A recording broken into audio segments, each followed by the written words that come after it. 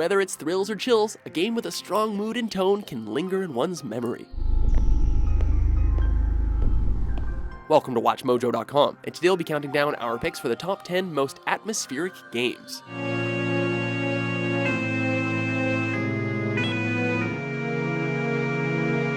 For this list, we're taking a look at games with immersive atmospheric experiences, with a particular focus on those games where atmosphere is central to the gameplay. Just finish the coupling so we can continue. Elements such as good sound mixing, lighting effects, and the use of a musical score are all of key importance, as certain games rely heavily on these features to achieve their intended effect. Oh, so sick, you know? Number 10, Alan Wake. It's a psychological thriller at its core, and a fine one at that. Developed by Remedy Entertainment, the creators of Max Payne, this 2010 title relies heavily on tried-and-true horror elements while still offering an unsettling experience. Telling the story of writer Alan Wake as he ventures through a town beset by supernatural horrors, the game is fully willing to embrace its affection for classic horror. Everything from the importance of lighting and the threat of darkness to the choice of tension-raising music is at once a winking nod and a mood-building design choice. Number 9, Limbo. Simplicity is key here. The indie game Limbo conveys the basic tale of a boy searching for a girl in a monochromatic, possibly post-apocalyptic realm. However, this bare-bones approach works for Limbo, as the game elects to focus on a subdued score and haunting visuals. The world that the player explores is filled with lethal horrors, displayed in black and white, yet coming across as surprisingly graphic. Coupled with a pervading sense of loneliness and despair, it's quite a unique and unforgettable experience.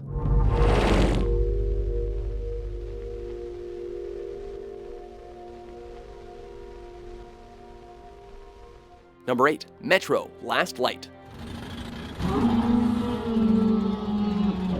The depths of darkness make for good mood building. Last Light acts as a sequel to 2010's Metro 2033, with series hero Atium sent to hunt down the last of a race known as the Dark Ones.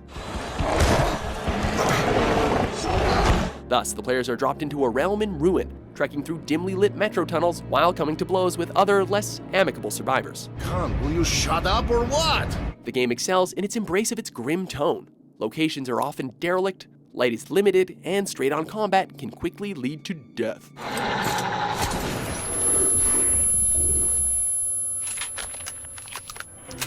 Number 7, Gone Home. You know that feeling where the first moment you see someone, it's like they have a big gold star around them? Coming home is easy. Feeling at home is the tricky part. That's the core of Gone Home. On the surface, a straightforward adventure game by developer Fulbright. So much has changed, even just since you've been away. Set in 1995, the game relies heavily on clues in the environment and a restrained presentation to convey a story of budding love and maybe a ghost. You know how mom and dad are. Not exactly super open-minded. The feeling of being alone increases as the player explores more and more of an Oregon mansion, growing alongside a sense of frustration and longing for companionship. They tell you to stick with the group on field trips, Katie.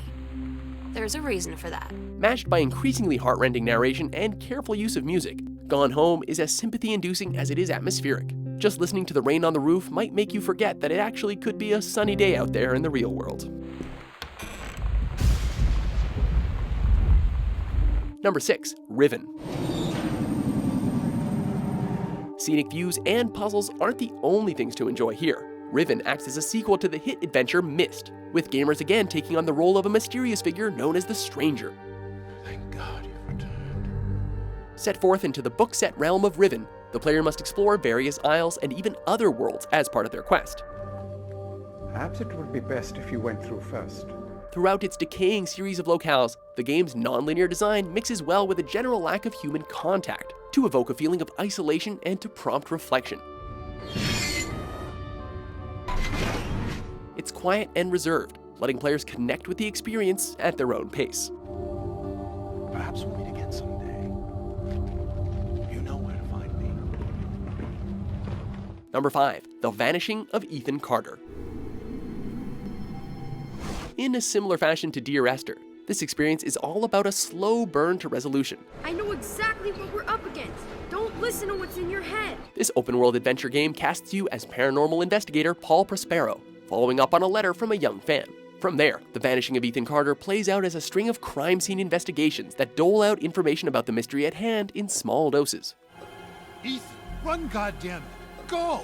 Get out of here! Thus, the game keeps players on their toes while also remaining just ambiguous enough to work towards a thought-provoking conclusion. This is all helped greatly by the impressive visuals, which you can now see in the Unreal Engine 4 if you've got it on PC. The Adventures of Paul Prospero, Supernatural Detective.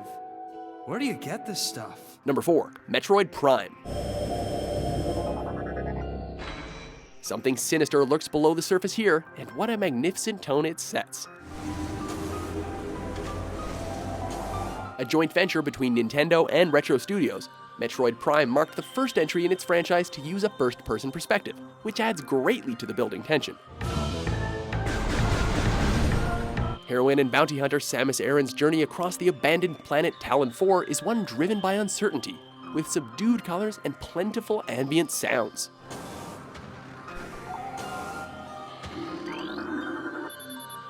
These little details make for a compelling example of mood in gaming, and punctuate the action sequences nicely.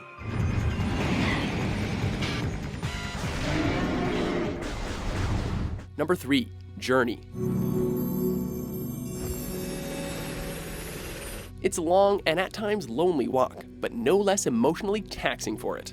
The premise here is simple. You are a hooded traveler, walking across the desert in hopes of reaching a mountain peak in the distance.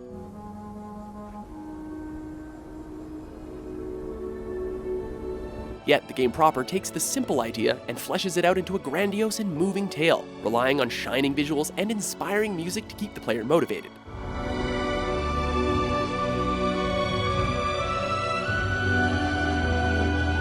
Every step taken and every challenge overcome is made more rewarding by the uplifting feelings Journey emphasizes. This emotional voyage was definitely well supported by the Grammy-nominated soundtrack by Austin Winton.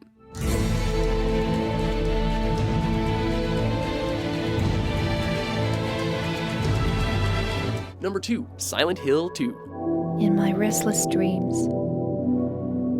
I see that town. Subtlety is something of a lost art, and a vital component to this game's power. Sure is quiet here, huh? I guess. As with many installments of the series, Silent Hill 2 places its hapless hero, James Sunderland, in the titular town and pits him against bizarre, otherworldly creatures. More important than its focus on the supernatural, though, is the game's use of shrouded environments and a haunting soundtrack.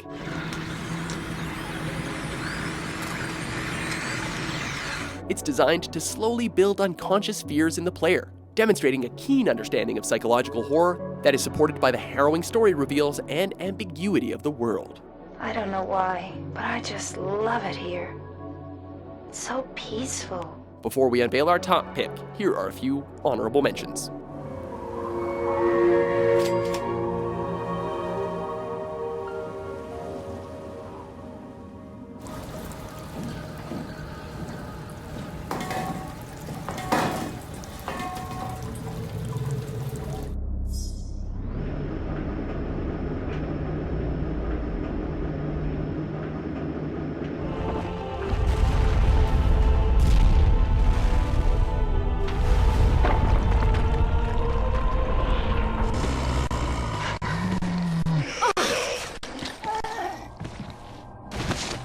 Number 1, BioShock. I can hear the infernal things all around you. Ryan's eyes and ears. Not unlike its spiritual predecessor, System Shock 2, this first-person shooter thrives on atmosphere building.